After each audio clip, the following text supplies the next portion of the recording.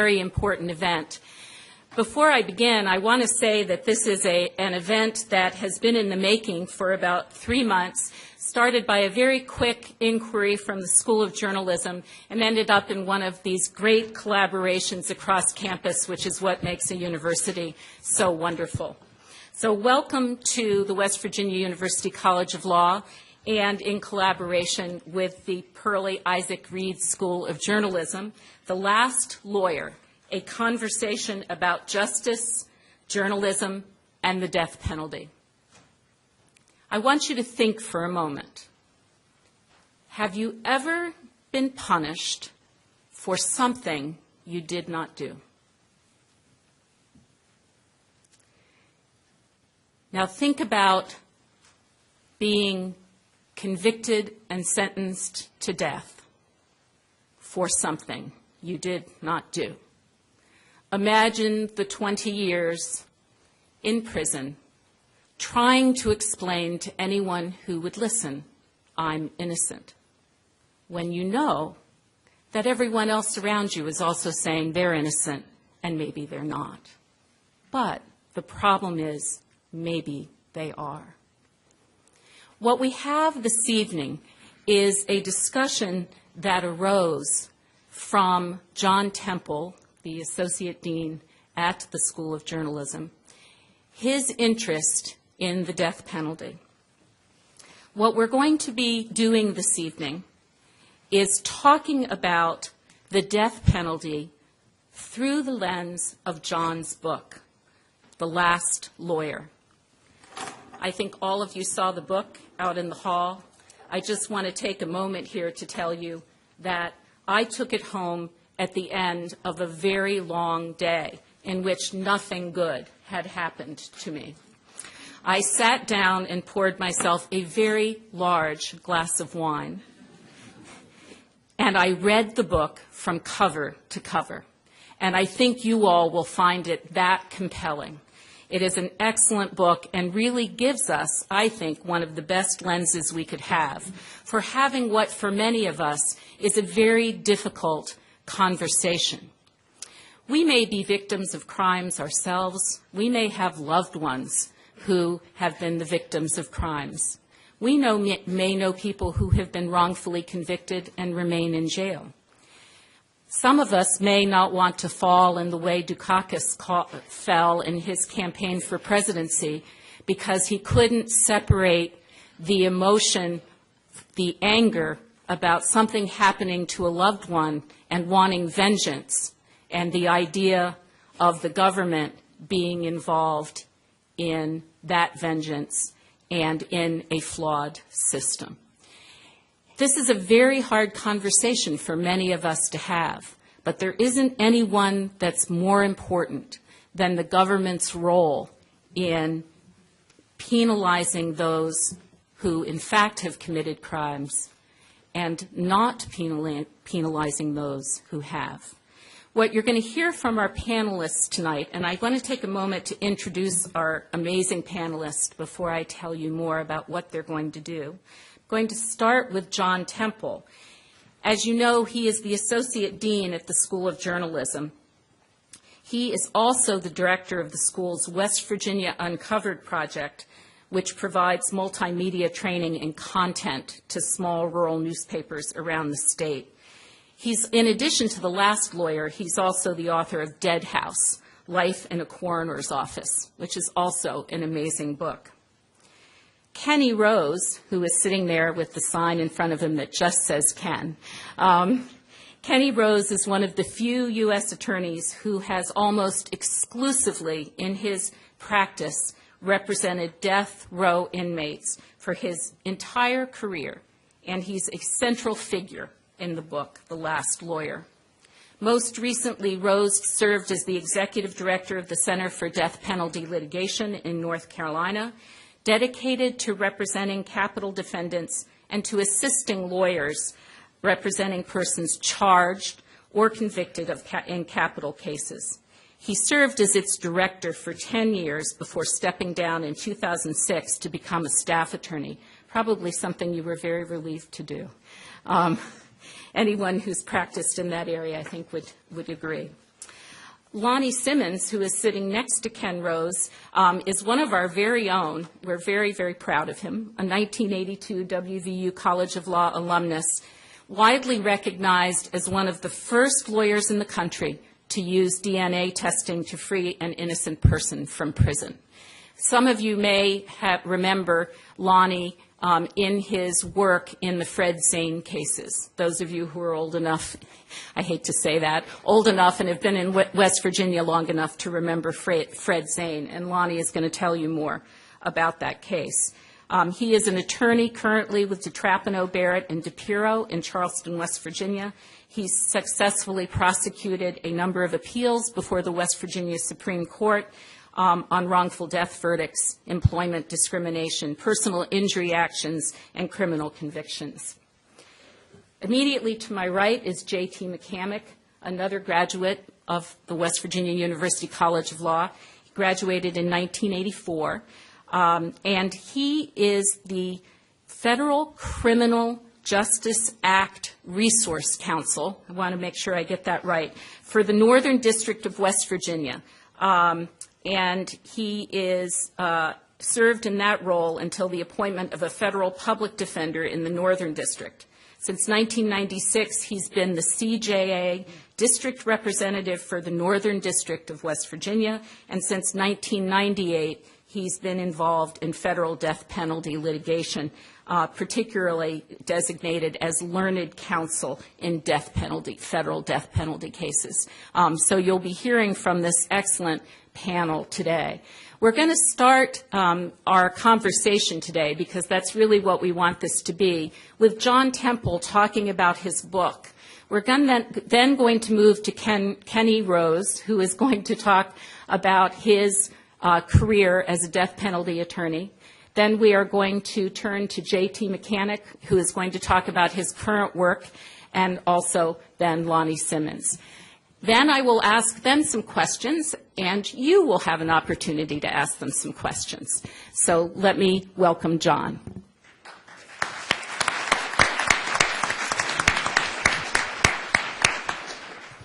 Well, thank you for coming, everybody. I wanted to tell you a little bit about how I got started with this book and sort of, how it happened. I don't want to give away the ending, because I'm hoping that people want to still read it, after coming to this panel. But not many years ago, but about 10 years ago, I read a short news item about a group of, it was really just a brief about a death penalty attorney or a group of attorneys who flew in to some state that I've since forgotten to work on behalf of a death row inmate who I've forgotten that person's name as well. And it just struck me that would be, it never occurred to me that there were people who did that. I mean, I don't know why that didn't occur to me, but it struck me as a narrative that really needed to be told, and I just thought, it would be, a great story. There had to be great characters involved in that. So that was my how I got involved in the story and began thinking about it. I lost the clip in several years past, and I was working on a different book. But when I started thinking about a new book subject, I hit on that one again, and I decided that I would look into North Carolina. It's a state that I worked in for a while, and I really like. I felt like, it's not too far away. I can cover a case there, but most importantly, it's a state with a large death row, but a lot of opposition to the death penalty as well. So it's a state where things are in flux. There were things happening in the legislature at that time. So I thought it would be an interesting place to set the story. And there was one firm in Durham called the Center for Death Penalty Litigation that exclusively represented death row inmates and consulted with attorneys who were working on death penalty trials. So Ken Rose was the executive director of the CDPL at that point, and so he was one of the first people I called. I think I sent a letter first. And Ken and I conversed a few times, and then I traveled down there and spent 3 or 4 days there. And I remember Ken saying in that conversation when we were planning the trip, he said, where are you staying? Are you going to stay in a hotel, or do you want to, you can stay at my house? And I thought, for a moment, the journalist in me thought, well, that's, I can't stay at his house. That's, just getting off the complete wrong foot, ethically speaking, as a journalist. And then I thought, no, I need to stay at his house because, that I'm going to get to know him so much better and everything. So I did. I took you up on that. Now I want to be upfront about that. I violated the journal, the ethics that I was brought up with in my very first visit with Ken Rose, and he put me up in his son's bedroom, I think. But I spent several days down there, and Ken was sort of my guide. He introduced me to a number of attorneys who were working on death penalty on post-conviction cases, and I talked with a number of them about the cases that they were working on. Nothing really quite clicked, and I was growing more and more interested in Ken and the work he was doing, and the fact that he'd been doing it for longer than most other attorneys, and just his life story and that sort of thing. And toward the very end of the visit, Ken read the manuscript of my first book, and the next day he said, he came up to me and he handed me the manuscript, and he said something along the lines of, I've got this case. And I thought, yes, because that was exactly what I've been hoping that he would say, and I think he's grown to regret that, saying that since then. But so we started talking about the Bo Jones case, which started when a man was shot to death in 1987 in a rural county in North Carolina. And 4 years later, there was very little physical evidence in the case, very few witnesses, very few suspects. But 4 years later, Bo Jones's on and off live-in girlfriend went to the sheriff's office and told them that he had done it. And 2 years later, I think that happened in 1991. So this was 4 years after the homicide. 2 years after that, Bo was convicted and sentenced to death. And in 1997, he came within just a few days of being executed. He lost his way through the system, and it was a few weeks away from, or really, I think less than 2 weeks away from being executed, when Ken, who had just begun his stint as the executive director at CDPL, took on his case and won a stay of execution and began to investigate the case, and turned up a lot of arguments. It was one of the interesting things about this case is just the scope of the number of arguments that they developed once they started really looking in, and arguments that no one else had come up with at all, even though some of them were sort of there on the surface. And I'll stop the rendition of the story there because it's in the book, and but what I did was my initial conversation with Ken took place in 2004. So from 2004 through 2008, when the case did come to a close, I spent my time traveling down to North Carolina and working with the attorneys down there, not working with them, but following them around and bugging them about things and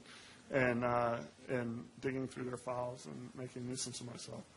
And the case came to a conclusion in 2008. I won't tell you what that is, but someone else might. And so that's kind of the story. So I probably went on too long there.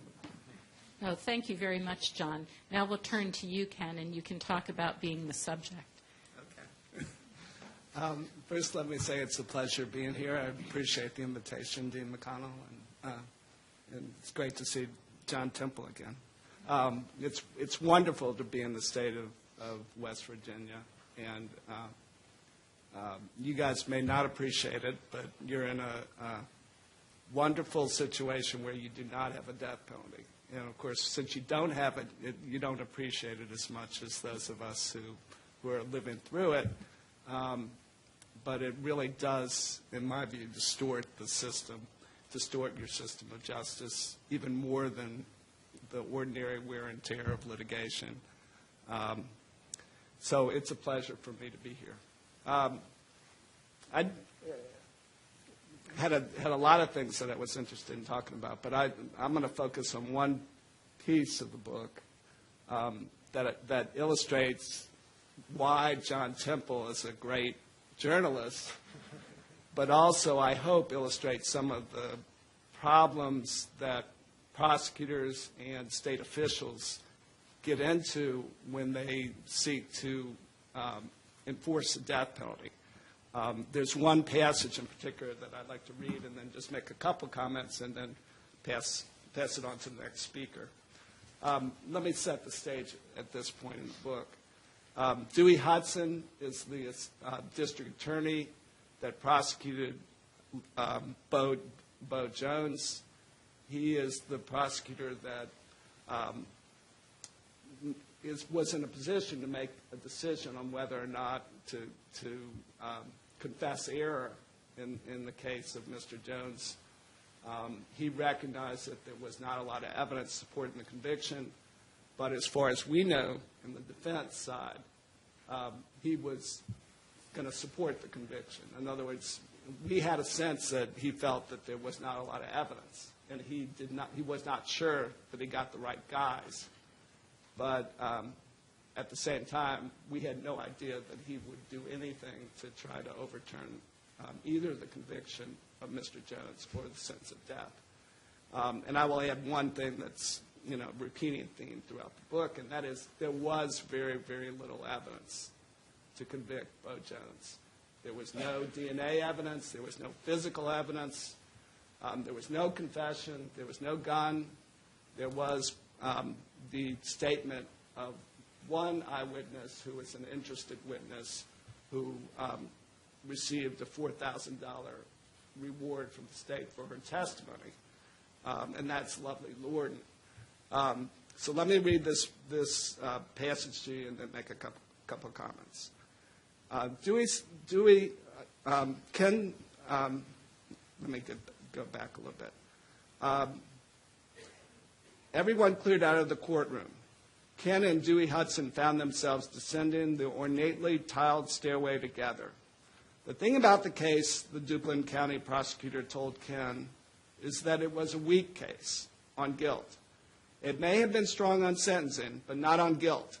We didn't have much evidence other than Lovely. Ken, surprised by Dewey Hudson's candor, agreed. You should tell Valerie that. Valerie is the assistant attorney general who's representing the state and attempting to uphold the conviction and the sentence of death. She's arguing that it was a strong case. Dewey Hudson said something non-committal and turned away. There was so much the CDPL lawyers didn't know. They probably thought he supported the Attorney General's direction in the case, but he didn't. As far back as a hearing in 1999, he'd questioned Valerie Spalding about how far the Attorney General was willing to take the case. Was this truly a case in which the death penalty was appropriate? More recently, after reading the CDPL's evidence of ineffective assistance of counsel, he had voiced his concerns again. Spalding had spoken to her superiors at the Attorney General's office. She told Dewey Hudson that they wanted her to keep pressing for the death penalty. The rationale for this was unclear.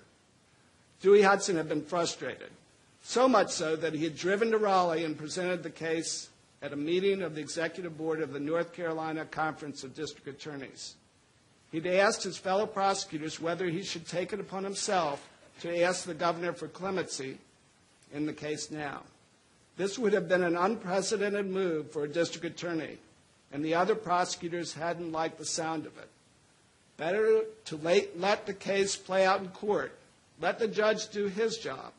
Otherwise, every capital appeals lawyer in the state would flood the governor's office with clemency appeals before their cases were through the court system. Dewey Hudson had taken one final step.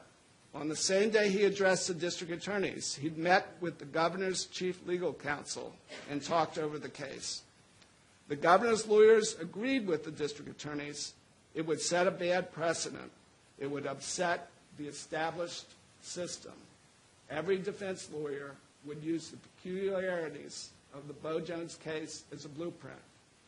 If their case shared any similarities, they'd argued that this was grounds for clemency.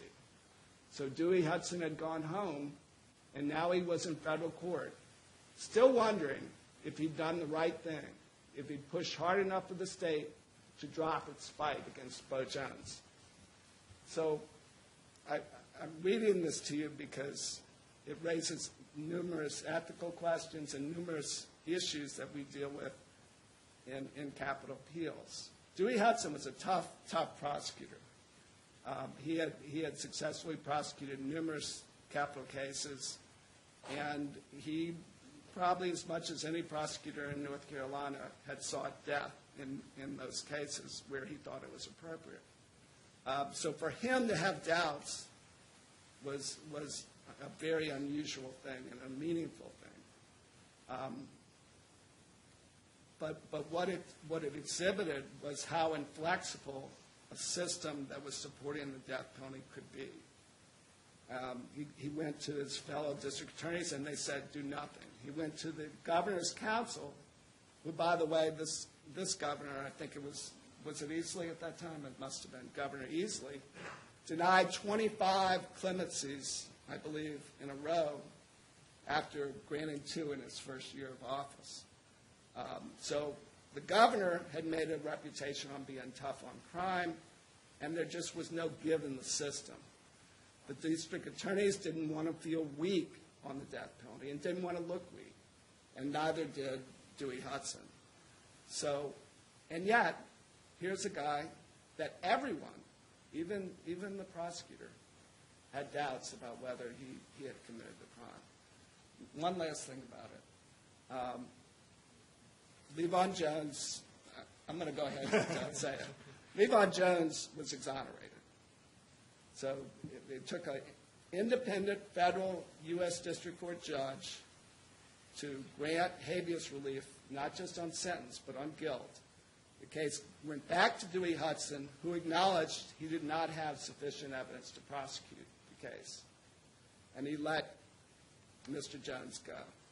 But there's another person that's still serving a life sentence, and that is a co-defendant, Larry Lamb, who was convicted before Bo Jones was convicted and sentenced to life imprisonment on the same evidence that Mr. Jones was convicted. So this book is about one person, Bo Jones, who was exonerated, but there's another person, Larry Lamb, who is still serving a sentence with the same lack of evidence. So, you know, there's something you could say to me about that, and that is, well, you know, Bo Jones was lucky. He was on death row. And had he not been represented by 2 attorneys for post-conviction proceedings, had he gotten a life sentence instead of a death sentence, he might still be serving that time. And that, unfortunately, is probably true. Lucky, however, I wouldn't say. All the time, almost 15 years, John, he spent from 93 to, 15 years, most of that time on death row. I would not say it's lucky. But this is a great story, and I urge you to read it. And I commend John for all the work and amazing work that he did. And it's not all favorable to me. That's the interesting thing about it. I think he talks to people who like me, and he talks to people who don't particularly like me. But I'll end by saying this. My son is reading the book, my 17-year-old son, and it's just fun to see a book, see yourself in a book through the eyes of your 17-year-old son. So at one point he reads about roaches crawling all over me, and as described by another attorney, and he says, "God, Dan, you were tough." And then he reads about how many in my office didn't really like me so much, and said, "God, Dad, you don't have any friends in this." So, for good or for worse, I think it's an interesting and well-rounded perspective of our work, and not just through our eyes, but also through the eyes of those who support the death penalty. Thanks. Thank you, Kenny. JT? Thank you. I also want to thank everyone for coming out, and thank the Dean for having me on this panel. I'm somewhat in awe of sitting at the same table with somebody like Ken Rose. The last lawyer, the title, I mean, that truly is true. I mean, I'm sort of the first lawyer. I'm a litigator. I screw it up, and then he ends up with it. I went to this law school, as was mentioned earlier, and it's a great experience. And I never, ever in a million years dreamed that I'd be doing anything to do with the death penalty. West Virginia has not had the death penalty since, I think, 1965. I graduated in '84. The death penalty was somebody else's problem. The federal government, however, got in the death penalty business by enabling legislation sometime in the early 90s. That still didn't get on my radar at all. I didn't have any idea about it. It wasn't something I was interested in. I did a lot of personal injury work, a lot of sort of normal small-town lawyering, and I did quite a bit of criminal defense because that was expected of me and the way I was raised, to do your duty and be on the list and go over there and try cases. I enjoyed it. Nobody ever faced a death penalty in a criminal trial I had in the state of West Virginia. The way I got involved in this, being the CJ Act Resource Council, sort of a mentor, somebody with some experience on a list that you can talk to somebody appointed to a federal case. The federal sentencing guidelines had come out in '87. It was a very onerous thing. A lot of people fled the bar, didn't want to do any more cases because the penalties were just so high. And I had one attorney just tell me, I'm not going to sit there and watch some kid get 20 years for a very small amount of drugs. I just can't do that anymore. So it was kind of an odd time. And I got a call from Judge Keeley. He said, I have a case that I need to talk to you about. I need to assign some counsel to this case, and I need your advice. Okay, well, what's the case about? Well, the defendants, and there's 3 defendants, they are accused of conspiracy in which they entered into this conspiracy to get money from insurance, and the object, or the overt act, main overt act in this conspiracy is they killed their 5 children by burning them to death in their home, and thus to get the insurance proceeds from the home. And she said, I would understand perhaps if you do want to be involved in this case. I said, well, I'm in the job position, tell me who the lead defendant is. Who's the worst one that's usually at the top of the indictment? That's Ricky Lee Brown. Well, that's the guy I'll take.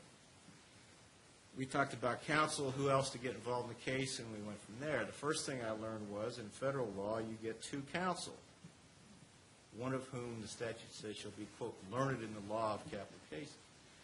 So, I'm a fairly game player, and I'm not any kind of tremendous trial lawyer, but I'm saying, who's this learned counsel? I have this image. And so, we've already checked with the federal folks, and they're going to send you a fellow from Washington, D.C.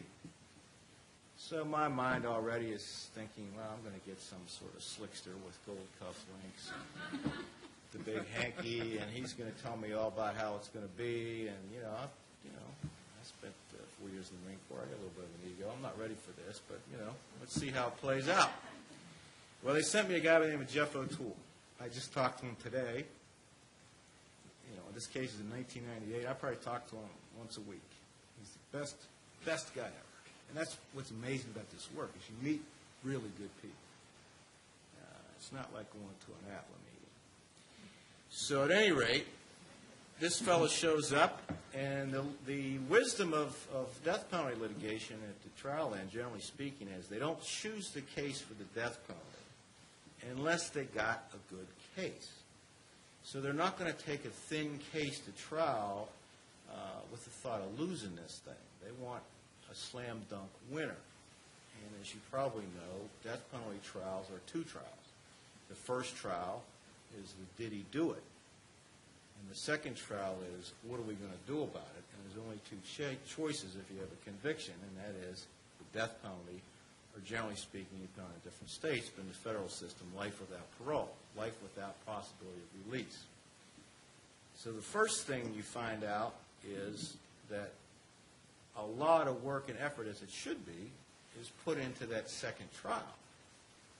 What is going to be the mitigation? What is it that we can take in front of a jury and convince them that this person right here, don't kill this person. You just convicted them on Friday of the most horrible murder you can imagine, but this is not the one you killed. And here's why. And you have a whole second trial with an opening statement and the rest of it. And the weirdest place I've ever been is standing in front of a jury after they've convicted my defendant, a particular case in Pittsburgh, of blowing up his girlfriend who was pregnant with their child and killing her and his 3-year-old with a bomb that he constructed. Going in front of the jury and saying, this is not the one you killed. Not the one you killed. And that's a very weird place to be standing. So at the front end of the trial, you're trying, in the first part of the trial, conventional wisdom, to front-load your mitigation. You know you're going to go down, and you're trying. Every day is rope-a-dope. You're taking shots every day, and there's not a whole lot you can do about it. You're in days of testimony about whether or not the torture aggravator is going to be put on, because we're looking at lung tissue on whether or not the person had any breath of oxygen before they died, thus they suffered in the fire, versus did they die instantly. And you do that for a day and a half with an ME, a medical examiner who looks like Miss Marple. It's a lot different than what I thought I would be involved in. And, you know, preserving the record, preserving your objections, and all this stuff's going on.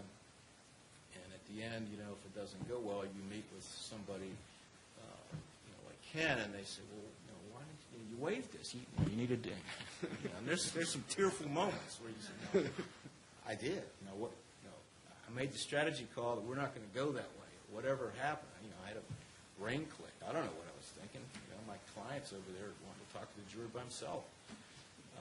So, you know, you go through that. So in Ricky Brown, unfortunately, or fortunately, depending on how you look at it, we had a very strong innocence case and a very horrible penalty phase case. And you pick a jury, and they have to be death qualified. And that's the first nightmare, because they are brought into a room with the way it's done in the federal system, and they're asked one at a time basically what your opinions are of the death penalty.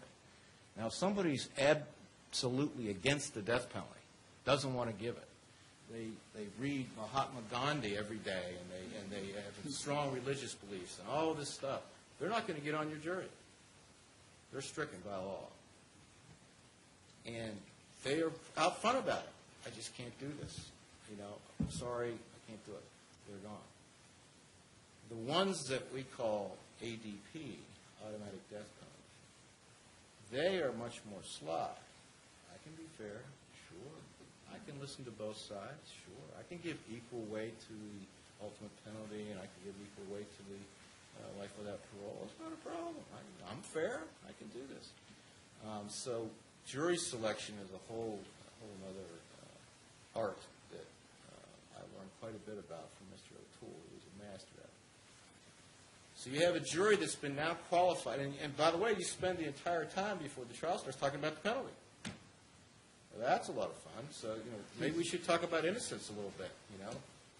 But that's the way it works.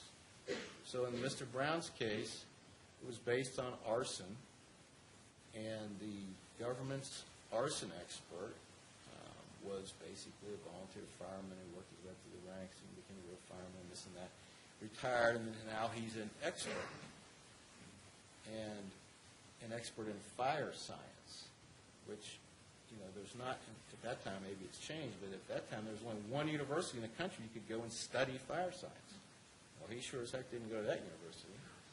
So he's their expert, and he's pounded on the table. This is absolutely arson.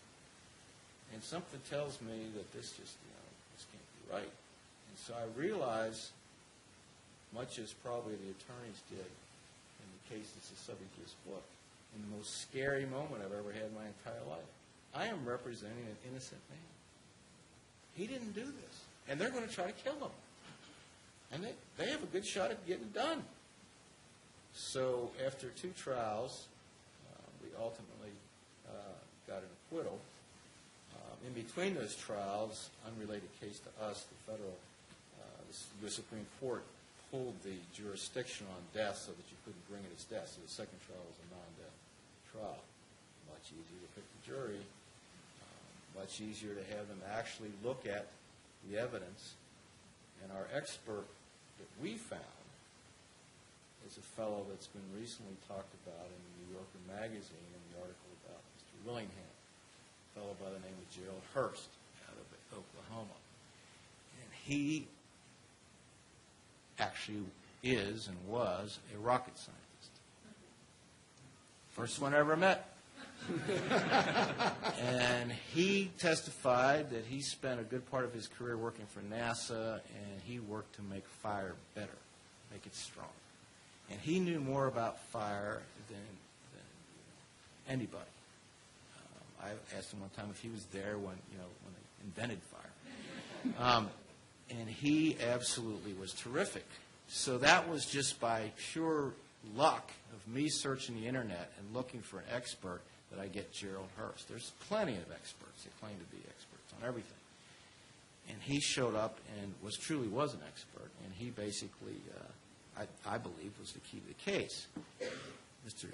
Willingham got Gerald Hurst after it was all over.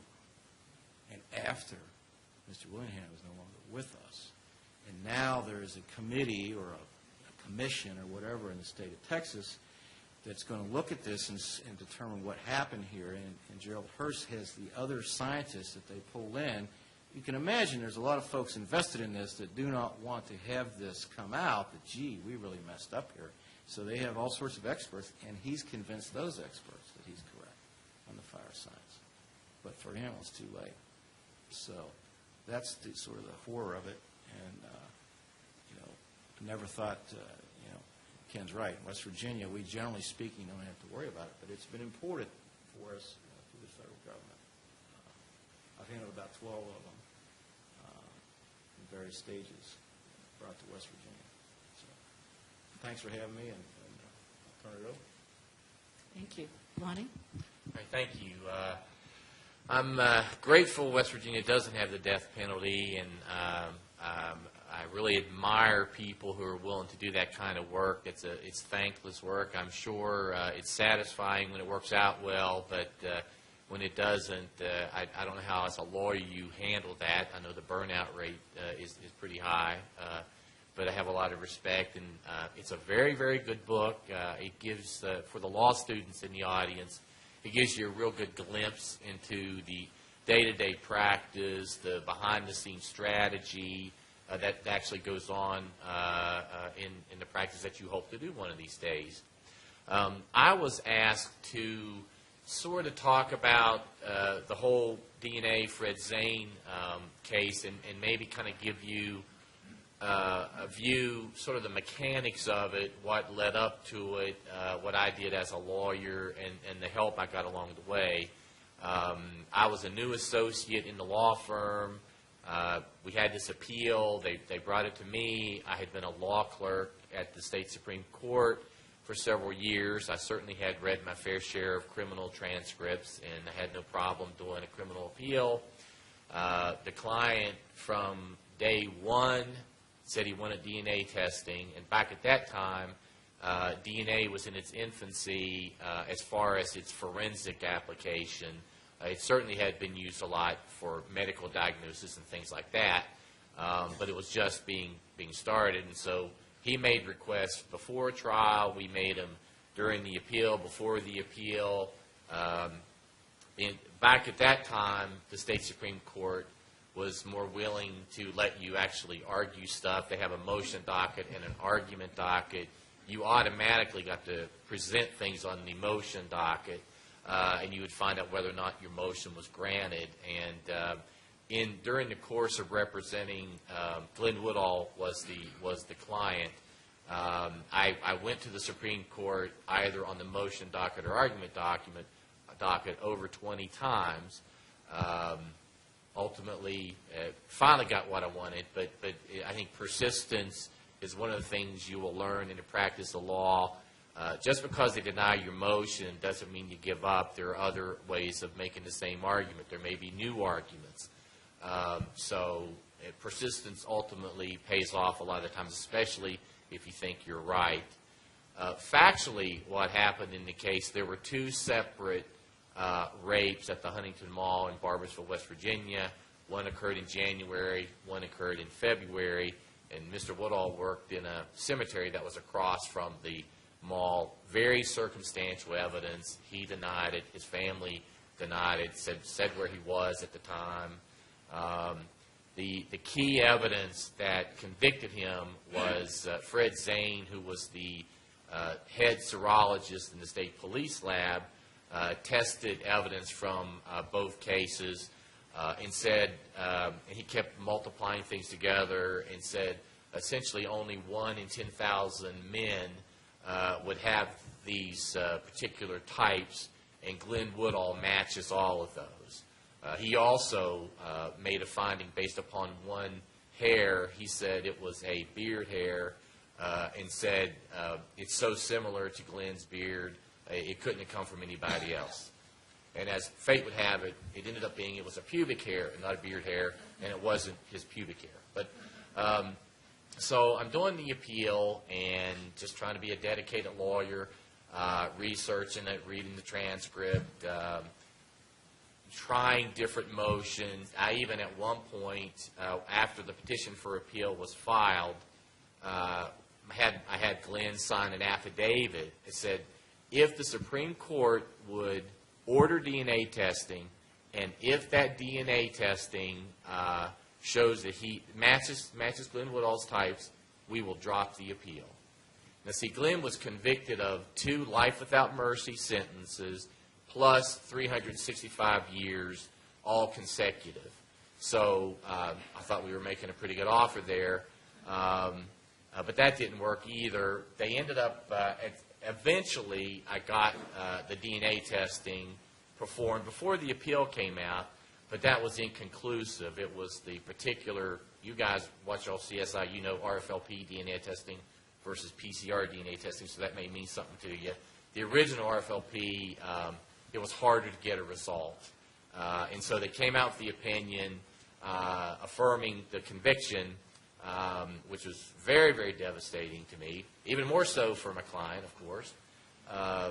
Somehow, as a lawyer, at some point, you have to learn to separate yourself a little bit, or you're just going to go crazy.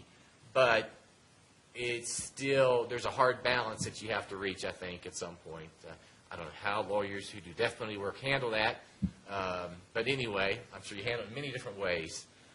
So once that came out, I do a lot of appeals. I lose a lot. I mean, I don't know why people have this impression I do a lot of appeals and win. I lose a lot. And every time I lose, I then write a rehearing petition and tell the Supreme Court why I shouldn't have lost and explain to them what they did wrong. And in this case, I told him in the rehearing that he will never spend the rest of his life in prison because our system just won't allow it. Feels good when you get to say something like that and it turned out to be true ultimately. Once we got to the habeas stage, that's when I've discovered PCR DNA testing. I had to, the trial court judge wouldn't give it to me. I banged at the Supreme Court again, begged them, and said, look, here's a new way of doing it.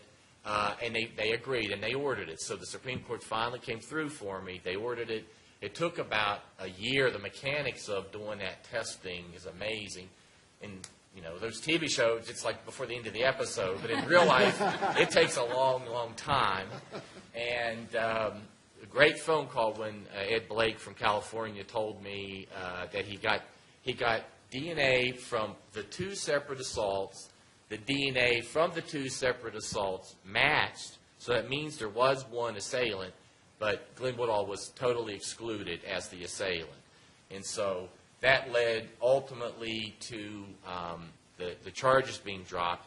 But we had to go through a hearing to establish the validity of PCR DNA testing. And one of the things I basically didn't know any better. I actually just wrote to experts. I wrote to Alec Jeffries in England, who kind of started.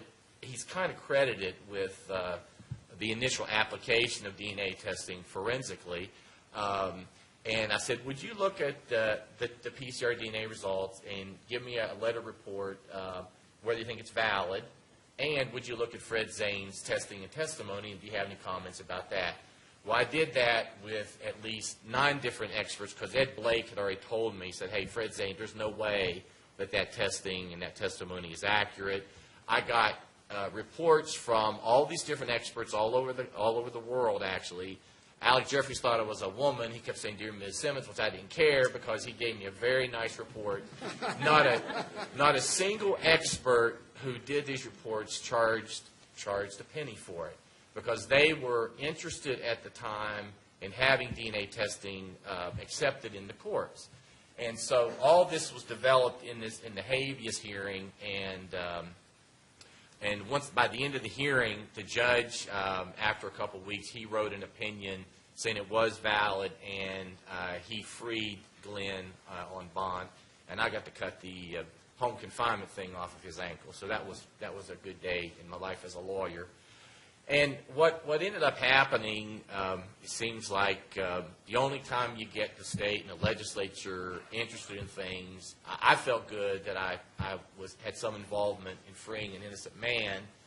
The legislature gets all up in arms, though, when someone pays money. And the state ended up paying out their policy limits to Glenn before a lawsuit was even filed.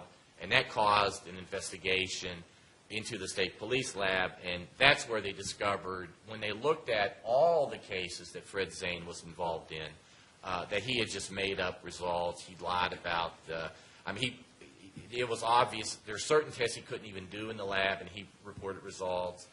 His statistics were way out of whack. And every expert, and when they had the American Society of Crime Laboratory Directors ended up doing a special investigation thanks to the state Supreme Court. When they reviewed all of the data, they found that he did some error in every single case without exception. So I think what this whole thing demonstrates is, number one, it's one of the best arguments we have in West Virginia why we should never have the death penalty. It's a good reason why other states shouldn't have the death penalty. The Willingham case that JT talked about. Maybe we'll see what comes out of that now that they finally are going to establish, hey, here's a person that the state of Texas killed, and he is provably innocent. Maybe that'll have an impact on the states that have it. Ultimately, I think we ended up getting a better, more professional crime lab, and that's pretty much it. Thank you very much. Sure. This has been a wonderful panel, and all of you have raised so many interesting issues. The first issue I wanted to ask is each of you, as a lawyer, have invested tremendous resources in these cases. And in JT's case, the federal government investing substantial resources. But I want to know how you represent someone when state resources are so limited, and how do you maneuver your way through? Lonnie, you talked about writing letters and people not charging you. What did you do, Ken? Well, I started my career in a Team Defense Project in Atlanta, which was a nonprofit organization. And Team Defense paid very little salary. I was accepted as a VISTA volunteer, but that was the point when President Reagan took office and cut out a lot of the progressive organizations' VISTA volunteers. So I ended up getting a VISTA salary without being a VISTA volunteer for several years. And then I went to Mississippi, and Mississippi, as John chronicles in his book, pays capital attorneys $1,000 for the entire case. And that's trials or post-conviction. And so basically, no, you couldn't get attorneys to do it.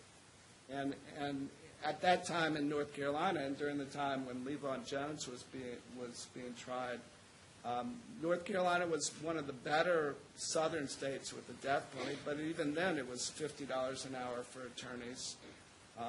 And interesting point in Levon Jones' case, there was a requirement for 2 attorneys to be appointed in capital trials in North Carolina, and there had only been 1 attorney, and that was Graham Phillips.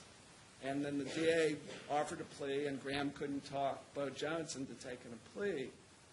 And so the district attorney took it upon himself to recruit second defense counsel. And he did it a month before the trial. He chose the defense counsel, and he presented that to the judge. The judge appointed him, and there you go. You had 2 defense counsel, and that defense counsel had, didn't do a lot, did very little, and only had a month to prepare. So I'm not necessarily answering your question, but what my answer is that one of the major failures in this system is it doesn't allocate the resources that are necessary, and as a direct result, people are sentenced to die. And so money, or lack of money, lack of resources, lack of experts, we were always, during the 90s in particular, asking for funds for DNA experts and other type of experts, and we were being denied. Defense could not get experts. So in North Carolina, I'll just end this way, North Carolina during the 90s, there were an average of 25 people sentenced to death a year. More recently, with this, where more money has been allocated through Indigent Defense Services, which is a new statewide organization that was established in 2001 in North Carolina, there's been an average of about 3 people sentenced to die. So the difference, one of the major differences is the quality and the funding of defense. It is hugely important. But the conclusion you have to draw from that is people were sentenced to die during the 90s and still in Mississippi and other places today because they don't have the resources to defend themselves. Thank you. Did you want to say anything, Lonnie? I was going to say on the state system in West Virginia, it actually, we have a system where the law firm could be retained, but the client who's an indigent is still entitled to have everything paid for, and you can have experts paid for by the state. So, and I think because of the experiences the state has gone through in the various Zane cases, the trial courts are much more willing to approve an expert witness in a particular case. John, when you were working on the book, were you struck by the sources of the resources and how few they were? Or is that something that you had anticipated? Well, by the time I got involved, there were more resources because of what Jim's talking about, this new state institution. But I mean, I guess I was struck by mostly by what had happened in the 90s, I think, and when just lots and lots of death penalty cases were piling up, and there wasn't a lot. There was just not a lot of defense happening, I think, because of the direct lack of resources. So, yeah. But by the time I started in 2004, I think that had changed. I don't know that I had any great insight into exactly how much what they had to spend at that point. Well, and in this panel, Jay has federal resources, and the comparison of what the U.S. government provides in resources for federal death penalty cases, even compared to what North Carolina does now, is just a huge difference.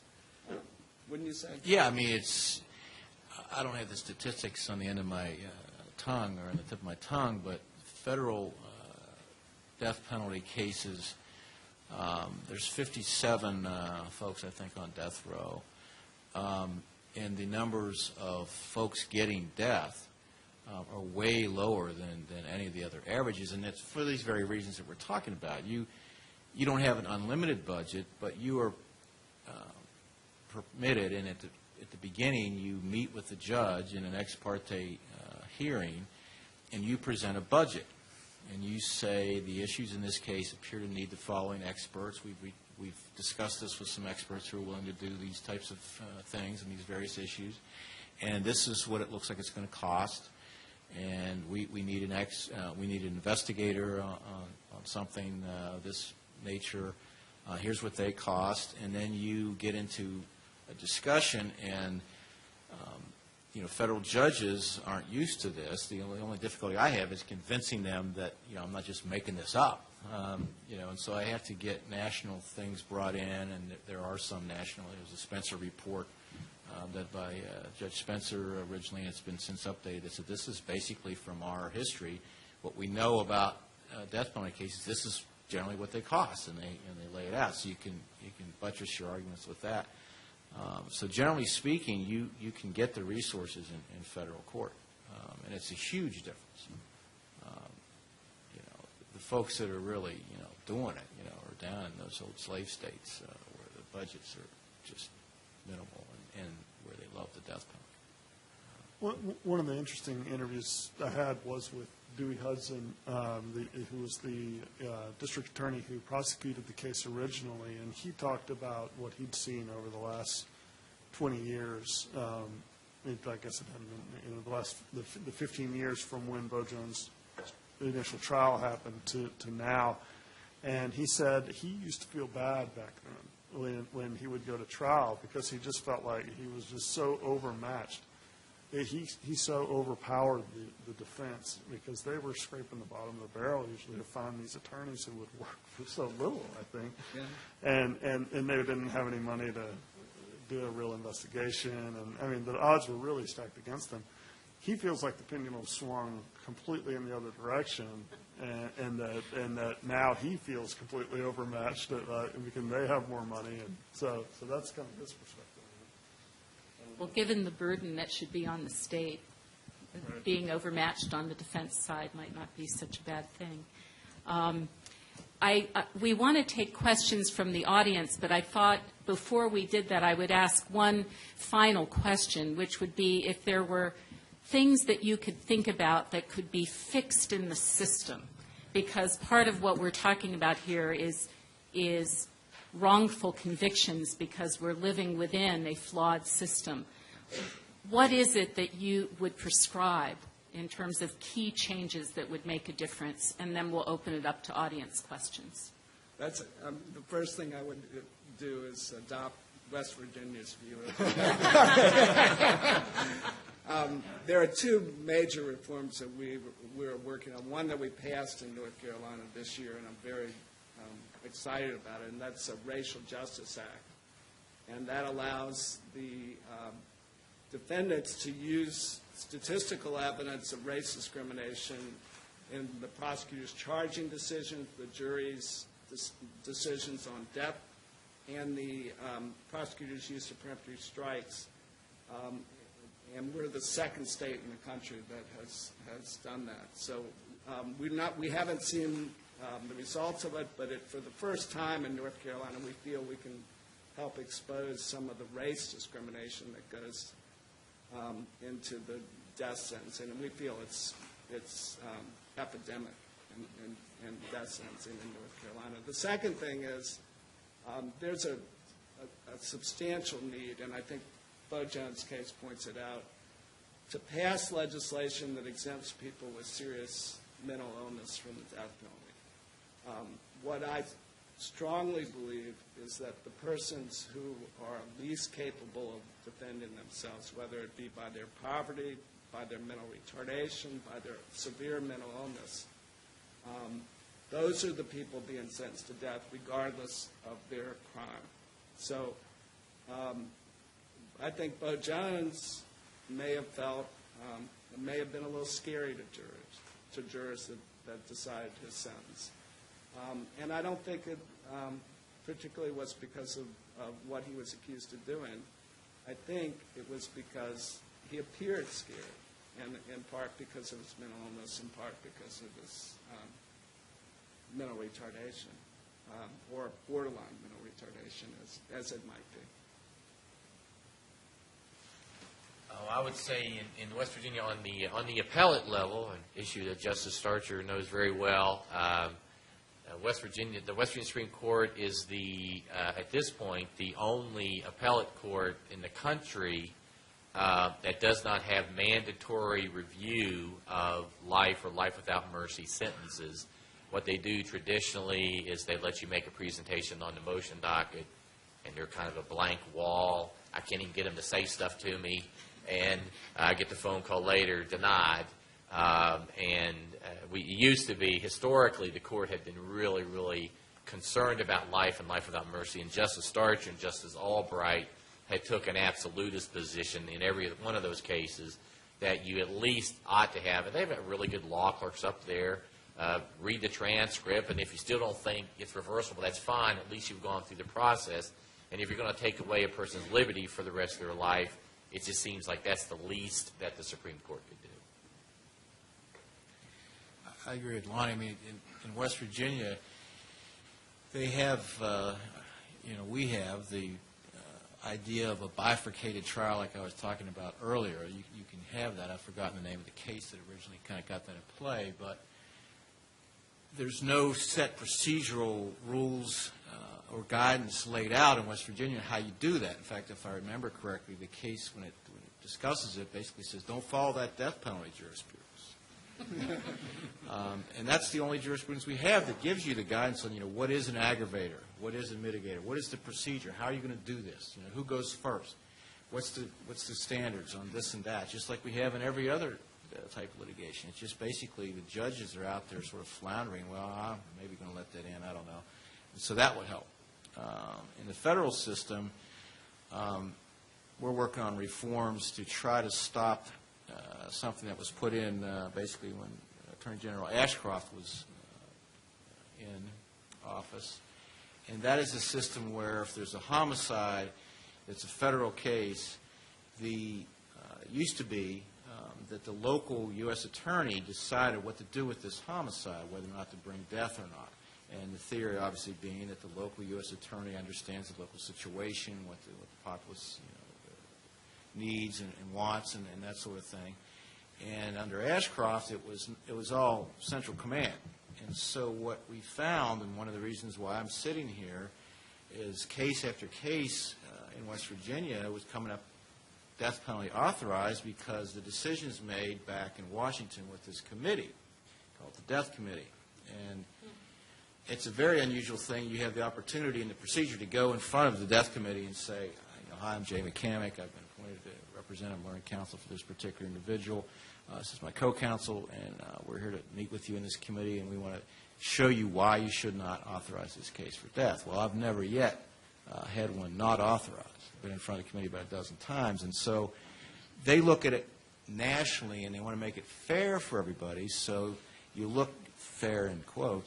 You look at the states like West Virginia that do not have a death penalty, and we actually said, well, they're importing it. They're making it so, they can catch up. West Virginia can catch up to Mississippi or to Eastern Virginia.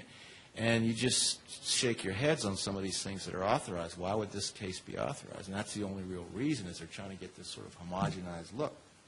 So our proposals are to basically take it back, if you've got to have it at all, take it back to the local U.S. attorney and let them make the call without having to report into Washington. And basically, then you don't need that committee because I believe you're not going to have near the number of cases authorized because the local attorney also, let's face it, they have logistical and practical concerns. Putting on a death penalty case, you're not going to have a 2-day trial. You're going to have maybe a 2-month trial. And so that becomes part of the calculus, and how many resources they're going to put in, how much money they're going to put in to get it right. So all those are things we're working on, but you have a bureaucratic committee that's entrenched, and that's what they've been doing for years, so it's difficult.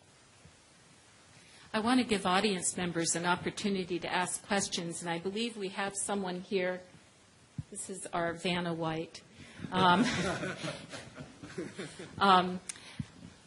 We have a microphone here which we would like you to use because that will help us with the web streaming. Those who are watching or listening will be able to hear the questions as well as the answers. I see someone there.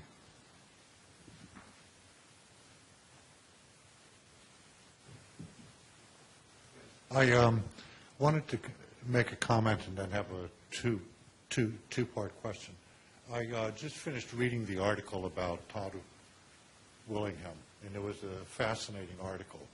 But so my question stems from a comment which I heard, and I can't recall exactly the words, but Sandra Day O'Connor seemed to indicate that basically the final nail in the coffin for the death penalty in this country would be if we had found that there was somebody who had been executed, who had been found to be legally and factually innocent. And so all indications from this article is that Willingham may be the case that we're looking at. My question is whether or not that's reached that point, and if you feel that it would have that sort of an impact as indicated by Justice O'Connor. And then secondly, if that's the case, do you feel there have been others that have already occurred that maybe have not come to the surface? Thank you. Anyone want to take that one first? I guess since I rose, throughout the name Willingham, maybe I'll start off. One case where it's shown, I don't know. There are people that are extremely disappointed that Ricky Brown was acquitted. They will go to their graves saying that he was guilty and he should have been taken on to death row and meet the ultimate punishment. So there's always folks that are just, no matter what, you're not going to convince them. The fire science example is, I think, a little bit more difficult than the DNA type things because there's a little wiggle room in there. It's not straight on mathematics, that sort of thing. So that sort of syndrome that I'm talking about is part of that. I know there's a case some years ago, and I'm blanking on the name. I think Williams was the gentleman's name in Virginia. I can't remember where. They had those doubts, and they wanted to get the evidence from the evidence locker to test it to show that, and the prosecution successfully, through motion practice and otherwise, destroyed the evidence. So, that they were comforted by the fact that we're never going to know.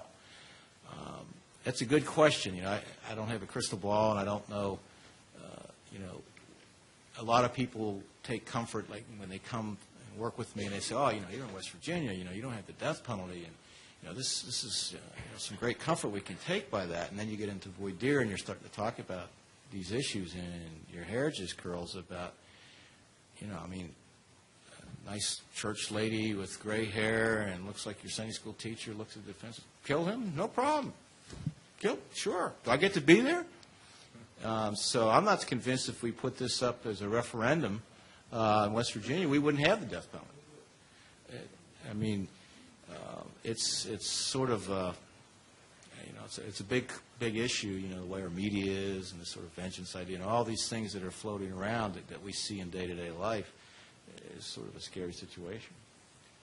But when you Google the articles on Willingham, I read one in Slate.com by Dahlia Lithwick, who is a very, very good reporter on the United States Supreme Court, and she quotes Justice Scalia, and I don't know if this is in an opinion he wrote or if it was in an order where he denied cert, but he suggests that it isn't a resolved question as to whether or not the giving the death penalty to someone who is innocent is a violation of due process.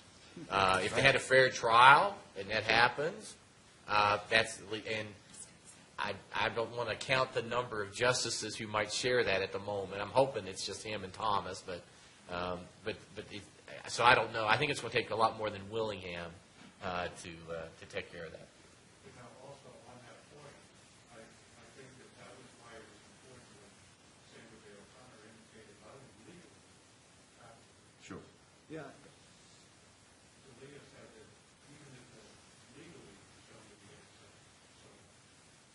I would say that, from my perspective in North Carolina, the exonerations have had a huge effect on the public view of death penalty, and for those of you who are budding journalists or journalists, the reporting about that has had a major effect. So Florida is the state with the most exonerations, and I think there have been over 20 exonerations in the state of from death row in the state of Florida alone. But the difference between Florida and Illinois is that in Illinois there were maybe 14 exonerations before Governor Ryan looked at it, and there was a huge amount of publicity that attended those exonerations. And the Chicago Tribune played a major role in not just reporting the exonerations, but in investigating some of those exonerations. So I guess in answer to your question, I think it's possible that Willingham and other cases will make a difference, but only if journalists talk about it. So the journalist's role in that is just really central. And I do despair at times with the loss of journalists, the loss of money going into newspapers and investigative reporting. I think that's a problem, and it may be a problem in the death penalty area. That actually is why I kind of started wondering about it. The next question is that do you feel that there are likely to be other cases similar to the Willingham case that have not been uncovered? I do. I mean, in North Carolina, we have had 3 exonerees in the last 3 years from death row. One of whom, Levon Jones, was in federal court, and at a point where the state courts had already said, execute him. And I think the federal courts, you guys can chime in on this, but the federal court's role in reviewing state convictions and sentences has been greatly diminished. So the federal courts, because of legislation passed by Congress, the federal courts have a very, very narrow view of their duty to review state convictions. So I certainly think there will be more innocent people that will be executed. There's another case of a person executed that's been subject of a documentary. His name is Carlos de Luna. Yeah. You know about that. And there's a excellent documentary that was put together, I think, by the Chicago Tribune and 2 reporters with the Tribune called At the Death House Door. And it features a chaplain who worked in Texas's death row and became very disillusioned and believed that several people that he had worked with and saw their executions were innocent. So I think we're going to hear more stories about that. Are there other questions from the audience? Bree, would you like to give them the microphone? Thank you. I have a question for Ken Rose. You guys at the, I forget the name of it, but the organization that you worked for that represented the Center for Death Penalty Litigation, after all, if there was somebody who had been proven guilty of committing the crime without a reason, without any doubt, they'd gone through all the appeals and their conviction was set, are there any, I don't know if you know the case of Tukey Williams. He was the founder of the Crips, and he killed an elderly couple, was sentenced to death, and while he was on death row, he wrote a children's book that was nominated for the National Book Award, and he was seen by a lot of people as having completely turned his life around. I was wondering if you knew of any initiatives or if you guys had done anything that represents people to try to maybe get them taken off death row and moved to life without parole. That's most of what I do. We talk a lot about innocence, but it's the exception that we have a case where we can make a viable claim of innocence. Most of the cases that we represent, there is very little question about innocence or guilt, and yet, for all the reasons that we're talking about, because of lack of money, race discrimination, arbitrariness, and poor attorneys, prosecutorial misconduct, the sentences were unfair.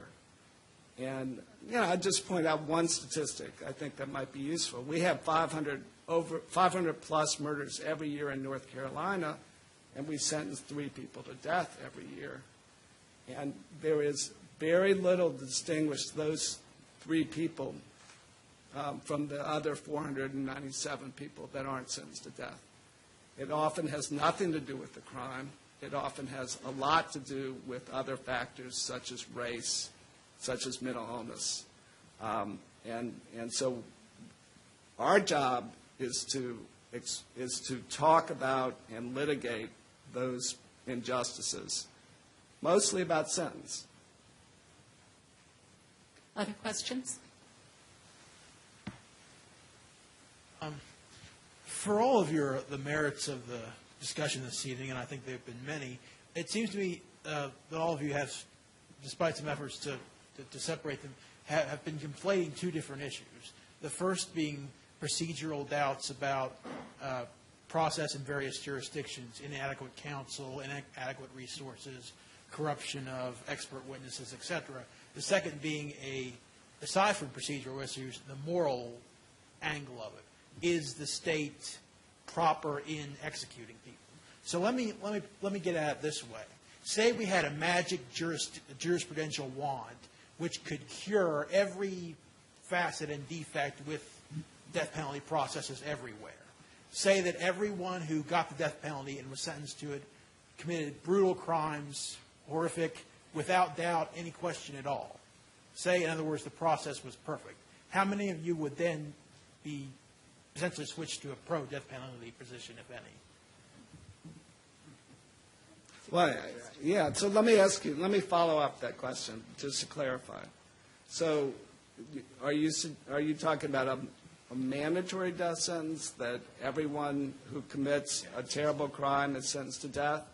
So in North Carolina, for example, 500 murders every year. So you're talking about a statute that always gets the right people, and every person who commits a murder is sentenced to death. Is that what you're suggesting, or is it something else? Well, I personally wouldn't necessarily be opposed to that, but let's go with something more narrow. Let's just say that of the set of people who are sentenced to death, all of them are deserving of it and actually guilty of horrific crimes that they are charged with. Yeah. What then? So the question is, how do you judge deserving? Right. I mean, the answer is I think we are imperfect, and people who administer our statutes are imperfect, and jurors are imperfect, and we are unable to fairly judge who is deserving and who is not, and so. Because of that, and that's in 30 years of my experience seeing that over and over and over again. So if you're positing, what if we had perfect people that were administering a perfect system? It isn't going to be. That's all I could say. I asked Ken this question at one point during the many conversations we had, and you probably don't remember, but I think your answer to me was a lot shorter. You just said, "John, that's not the world I live in." So I'm not that concerned with that question. I think that's what you told me. So. Yeah. Yeah, I think Ken hits the nail on the head about, what is the deserving, I have seen some remarkable individuals who have been pretty much, I wouldn't say the perfect system with all that, but I wouldn't say any doubt, but they've committed a homicide. And these people have had amazing lives and transformations and things that you just can't believe have happened. And that's hopefully what I can put in front of a jury to let them see these types of things. The fellow that I mentioned about the bomb blowing up his girlfriend and all that, we got a life verdict, stood before the jury, and people came up and thanked him for what he had done for their children. He had saved lives. He'd done all sorts of things that we had no idea about this. He didn't tell us. He didn't even speak to us. He didn't want to even have a penalty phase. He said he's worth nothing. So we went out and dug this stuff up, and it was pretty amazing to see people one after the other, prison guards. He had shown, he had no idea what mitigation was. He had no idea what a penalty phase was. He was appalled at the folks that he was jailed with that couldn't spell, that couldn't do their multiplication tables. He set up a school. He said, I have nothing else to do. That kind of thing. So you start getting into, well, who deserves it? Who is this person we're going to pick out that deserves it? And, you know, my personal belief is, you know, kind of the Quaker belief that I believe there's a spark of God in every man. And so, not on my watch. I represented a guy that I saw last week. I represented him when I first came to Mississippi 25 years ago. His name's Gary Griffin, and he was sentenced to death at trial. I was able to get his death sentence reversed, and I convinced him to accept a life without possibility of parole. He then on his own appealed that and got it changed to life with parole. And then he had a great record in prison. He was assistant to the warden while he was still in prison. He was paroled 11 months ago. He lives in Jackson, Mississippi, and I saw him last week in his restaurant where he is the assistant manager. And amazing guy. And he was an amazing guy when I saw him then, and very remorseful and very regretting his crime. But I see exactly what you do, Jay. I mean, these are people, and maybe many should be in prison, and maybe some should be in prison for the rest of their lives. But when we kill them, we snuff out any hope that anybody can change and be different, and I don't think that's right. We'll take one more question.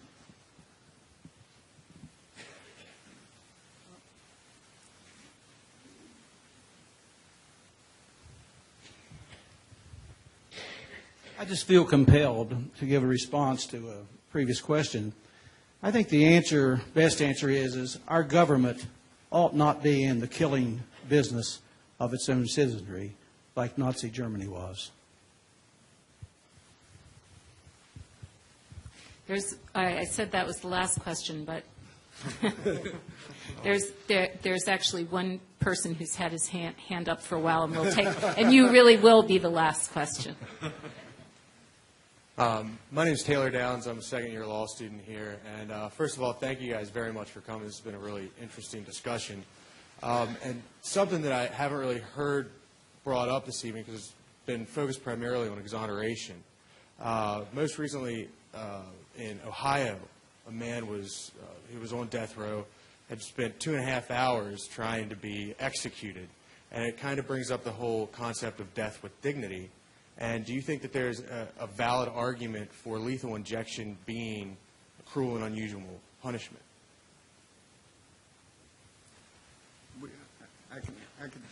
We're litigating that issue right now in North Carolina, and the answer is yes. There's two aspects of it that I think are important. One is we use a paralytic drug that if it's administered without the person being adequately anesthetized, it's extremely torturous. So the question always is, in lethal injection cases, does the anesthetic work in a way that it should? Is it administered in the way that it should? So that's kind of one part of the debate. And there's another aspect of that. If you give a person an overdose enough of an overdose of the anesthetic, one drug, then that'll kill them. And so we already know how to do that. We know that we can give people an anesthetic, just like we often give animals an overdose of an anesthetic, and that'll kill them. So there's an alternative. But secondly, the other argument is, what if you can't find a vein? And that's what happened for the person in Ohio. They just were unable to find a vein. And so the poor guy was trying to show the prison people where they could find a vein. He was trying to help them by squeezing so that his vein would pop out. It didn't work. He's on the table for over 2 hours, and finally, some people are crying around him that are trying to kill him, but they're so upset, and they just gave up at that point. It just, I don't know. It makes it seem how ridiculous this is. Yeah, it's. No, the judge didn't. They just stopped for them. And the governor, they went to the governor, and the governor gave a reprieve at that point. Thank you all very much. Please join me in thanking our brilliant panel.